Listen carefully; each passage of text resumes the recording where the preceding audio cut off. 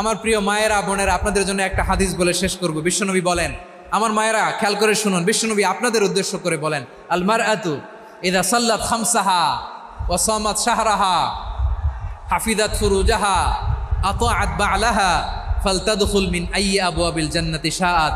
বিশ্বনবী বলেন, ও রমণীরা, ও নারীরা, যে সমস্ত নারী এই 4টা কাজ করবে, এই 4টা কাজের গ্যারান্টি দিবে, তাদেরকে জান্নাতের 8টা দরজার গ্যারান্টি দেয়া হবে। কি 4টা কাজ? 1 নম্বর, আল মারআতু ইযা সাল্লাত খামসাহা, যে নারী 5 ওয়াক্ত নামাজ পড়ে। কি করে? জেলা স্টেডিয়ামে অবস্থানরত আমার নারীরা বোনেরা, বিশ্বনবী আপনাদেরকে 4টা কাজের কথা বলেছেন, খুব বেশি না। 4টা করলে 8 জান্নাতের দরজা সব খোলা। কোনটা দিয়ে যাবেন? যেটা দিয়ে মনে চায়। 1 নম্বর 5 ওয়াক্ত নামাজ। আমার বোনেরা জোহরের নামাজ পড়তে পড়তে এটা আসরে নিয়ে যায়, আসর পড়তে পড়তে এটা মাগরিবে নিয়ে যায়। এরকম আসরে নাই, লালমনিরহাটে হয়তো নাই। আমার বোনেরা এটা করবেন না। ইন্নাস সালাতা কানাত আলাল মুমিনিনা কিতাবাম মাওকুতা, সময় মতো পড়বেন। সামাত শাহরা, রমাদানের রোজাগুলো রাখবেন। হাফিজাত ফুরুজাহা, যে নারী তার চরিত্রকে হেফাজত করে, তার প্রাইভেট হেফাজত করে, তার লজ্জাস্থান হেফাজত করে। ও মায়েরা, আপনার এই গর্ভ যে কত দামি আপনি জানেন না। আপনার এই গর্ভ থেকে জন্মাবে আগামীর সালাহুদ্দিন আল আইয়ুবী। আপনার গর্ভ থেকেই জন্মাবে ইমাম আল মাহদি আল মুনতাজার। আপনার পেট থেকে জন্মাবে আবু সাইদের মতো বীর সৈনিক। আপনার পেট থেকে জন্মাবে মুগ্ধের মতো বীর মুজাহিদ। আপনি জানেন না কে আসবে আপনার পেট থেকে। সময়টাকে কাজে লাগান, ইসলামকে বোঝেন, মানেন, আমাদের ইসলামিক লেকচারগুলো শোনেন। আমরা যে বার্তাগুলো, ইনস্ট্রাকশনগুলো, দিক নির্দেশনাগুলো আপনাদের খেদমতে রাখি, এগুলো মেনে চলুন। আপনিই পারেন আপনার ঘরটাকে জান্নাতের টুকরা বানাতে। একটা family, it's a very big institution and you are the MD, the managing director of this institution. চিল্লায় বলেন ঠিক কিনা? চাইলেই পারেন ঘরটারে জান্নাতের টুকরা বানাতে। 5 ওয়াক্ত সালাত, রমাদানের রোজা, নিজের চরিত্রের হেফাজত, ও আতাআত বা'লাহা, স্বামীর আনুগত্য। এটাতে অনেকে ভুল করে থাকে। হায় রে আমার বোনেরা, স্বামীর আনুগত্যকে এটা নিজের অপমান মনে করবেন না। আপনার স্বামী আপনার সবচেয়ে বড় গার্ডিয়ান, তিনি আপনার সবচেয়ে ভালো চায়। নারী কখনো গার্ডিয়ানশিপের বাইরে থাকতে পারে না। হয় আপনি বাবার গার্ডিয়ানশিপের ভেতরে, বাপ না থাকলে ভাই আপনার গার্ডিয়ান, ভাই না থাকলে চাচা গার্ডিয়ান, বিয়ের পরে আপনার স্বামী আপনার গার্ডিয়ান।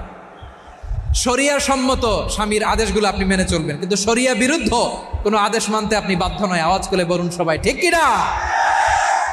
এই 4টা কাজ যদি কোনো নারী করে, বিশ্বনবী বলেন জান্নাতের 8টা দরজা খোলা। তোমার যেটা দিয়ে মনে চায় সেটা দিয়ে জান্নাতে তুমি এন্ট্রি নিতে পারবা।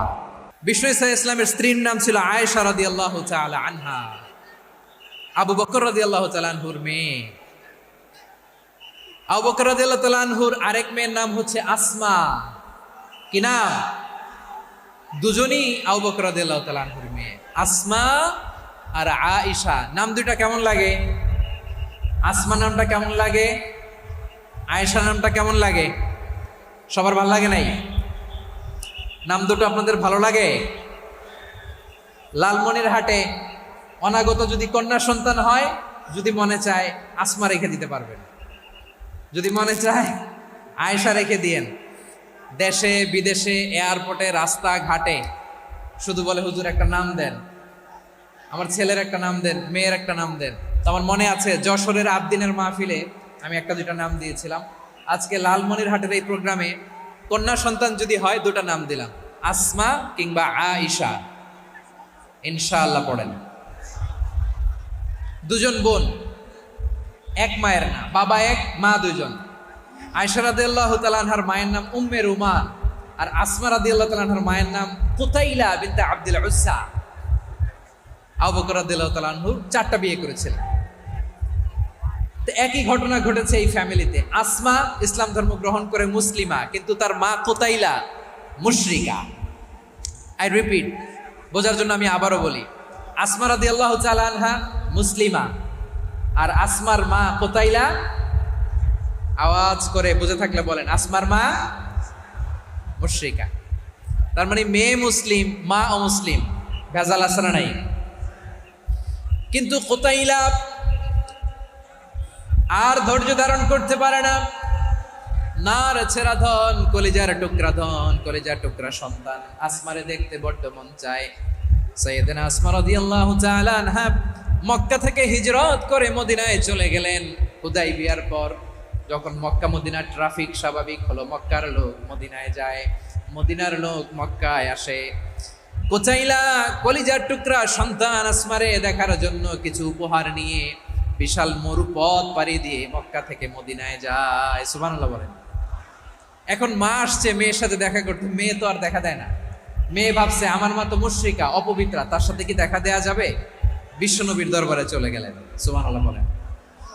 কি সৌভাগ্যবান ছিল তারা, মাসলা জানার দরকার হলেই নবীর দরবারে চলে যেত।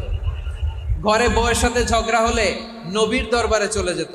অনেক সাহাবী বলে আমার পেটে ক্ষুধা লাগলেও আমি নবীর কাছে চলে যেতাম, কারণ নবীর চেহারার দিকে তাকালেই আমার পেটের ক্ষুধা মিটে যেত।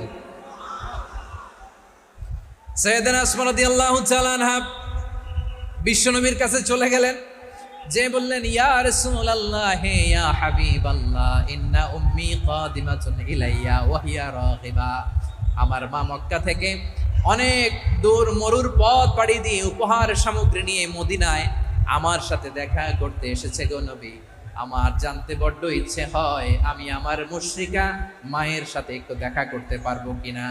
আফা আসিলুহা, আগে যেমনি আমি আমার মায়ের সাথে ভালো আচরণ করতাম, যেমনি আমি আমার মায়ের সাথে সদাচরণ করতাম গো নবী, এখন আমি মুসলিমা মা মুশরিকা, এখনো কি আগের মতো সদাচরণ করতে পারবো নাকি?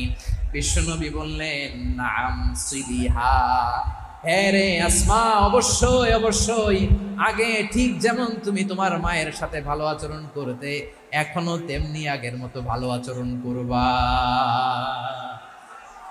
আওয়াজ করে পড়েন সুবহানাল্লাহ। কি ইসলাম আমরা পেয়েছি!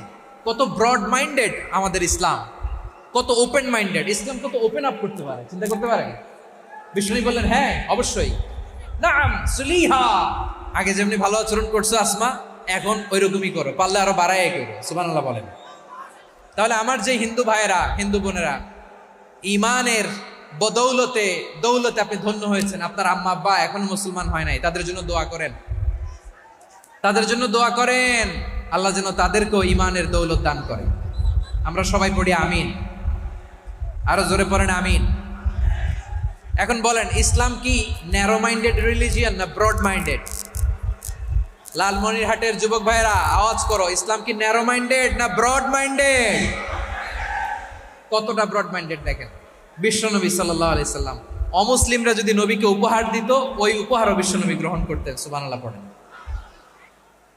আপনার অমুসলিম বন্ধু যদি উপহার দেয় সেটাও আপনি নিতে পারবেন, যেটা নেওয়া জায়েজ। কিন্তু আপনার বন্ধু যদি আপনার মদের বোতল দেয়, নিতে পারবেন?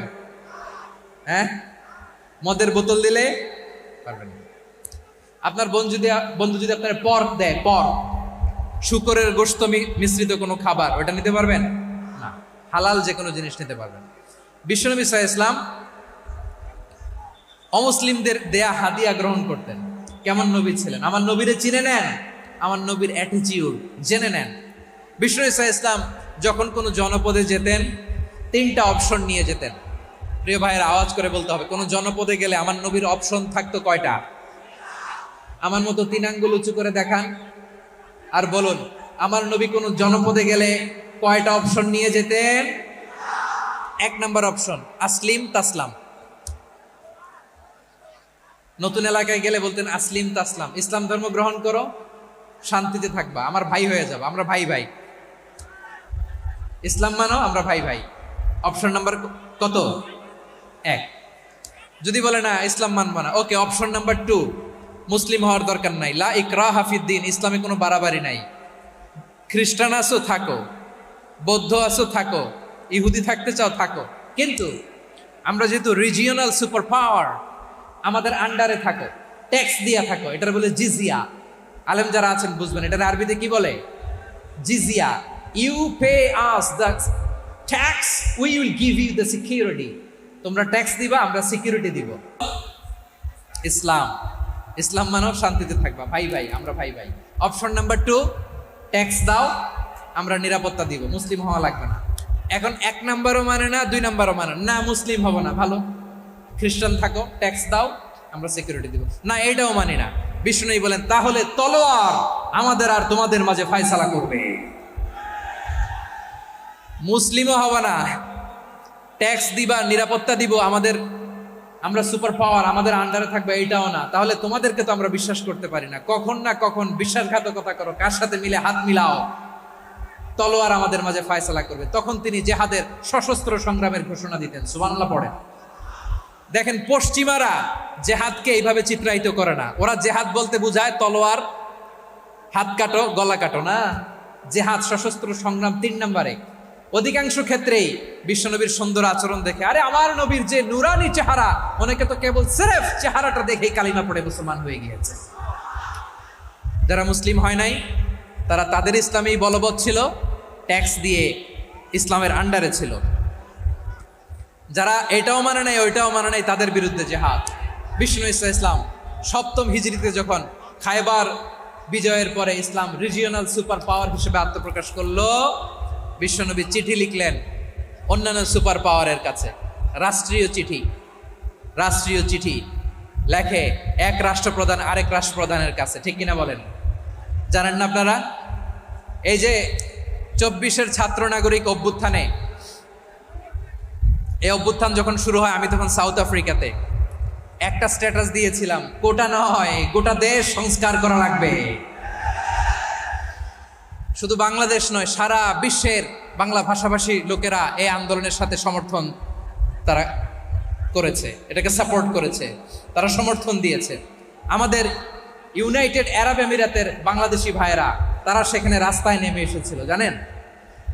ওইখানে ডেমনস্ট্রেশন করা যায় না, সেখানকার সরকার তাদেরকে যাবজ্জীবন দিয়েছিল। তখন আমাদের এই যে প্রধান উপদেষ্টা ডক্টর মোহাম্মদ ইউনূস সরাসরি G2G বলে, এটা G2G, government to government, G2G, উনি চিঠি লিখলেন যে তাদেরকে, ইউর হাইনেস, হে সম্মানিত আমির, আপনি আমার এই চিঠির কারণে আমার সম্মানে এই 53 জন বাংলাদেশিকে মাফ করে দেন।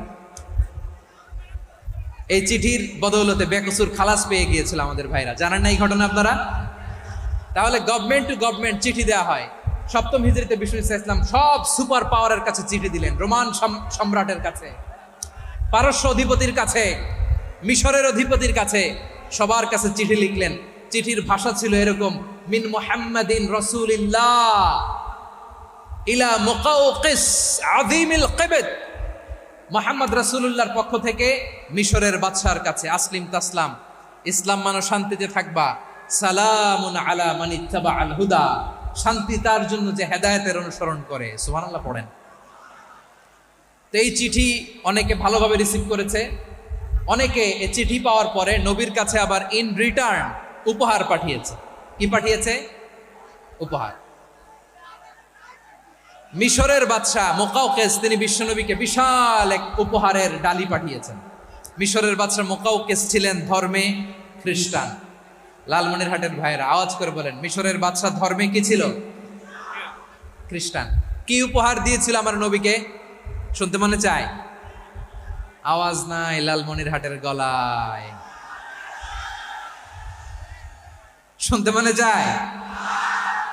1000 স্বর্ণ মুদ্রা, 1000 স্বর্ণ মুদ্রা। 2টা খ্রিস্টান দাসী, একজনের নাম মারিয়া বিনতে শামউন আল কিবতিয়া, আরেকজনের নাম সিরিন বিনতে শামউন আল কিবতিয়া। একজন খ্রিস্টান দাস 20 থান কাপড় জামা বানানোর জন্য, আমরা নবী যেন সেলাই করে জামা বানাতে পারে, এজন্য 20 থান কাপড়, 20 থান ফাইন গার্মেন্ট। সুবহানাল্লাহ পড়বেন না? এরপরে একটা গাধা, যেটার নাম ছিল উফাইর, আর একটা খচ্চর, এটার নাম ছিল দুলদুল। খচ্চর চিনেন? গাধা আর ঘোড়ার ক্রসিং এ যে প্রাণীটা দুনিয়াতে আসে, ওটার খচ্চর বলে। তো এই যে সুপার পাওয়ার খ্রিস্টান বাদশার কাছে নবী চিঠি লিখলেন, ওই খ্রিস্টান বাদশা আমার নবীকে উপহার দিল। বিশ্বনবী এই উপহারগুলো সানন্দে গ্রহণ করেছে। সুবহানাল্লাহ পড়বেন না? তাহলে অমুসলিম কেউ যদি আপনাকে উপহার দেয়, হালাল উপহার হলে আপনি গ্রহণ করতে পারবেন।